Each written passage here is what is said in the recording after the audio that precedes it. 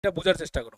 তাহলে বিষয়টা হয় কিতা, আমরা দাঁতের মধ্যে ক্যাভিটি হওয়ার মেইন রিজনটা কিতা হইতে পারে, যখন ওই যে দাঁতের মধ্যে কি হয়ে যায়, ছিদ্র ছিদ্র হয়ে যায়। এটার মেইন কারণ কিতা কইছি, সুগারি ফুড। মেইন এটা আছে সুগারি কারণ। তোমার দাঁতে, তোমার দাঁতের ভিতরে যে ওই ব্যাকটেরিয়াটি ওই ওই সুগারি ফুডটা খাইতে ভালো পায়, ঠিক আছে? তাহলে এক্সপ্রেশন কইরা দাঁতটারে কিতা করে, ওইটারে প্ল্যাক কই আমরা, ঠিক আছে? ঠিক আছে, তাহলে শোনো, আচ্ছা আস্তে আস্তে কি দাও, শোনো, কথা না কইয়া ভিডিওটা আস্তে আস্তে দেখো না, আর আমারে বুঝাই দে তো, শোনো। তাহলে আস্তে আস্তে কিতা করে তারা, ছিদ্র করিলায়, ছিদ্র কইরা তোমার কই যায় গিয়া, নার্ভে যায় গিয়া, এবং ওই জায়গাতে নার্ভে গিয়া তারা সেন্সেশন দেবে পুরা দাঁতে, তখন কিতা হয়, পেইন শুরু হয়।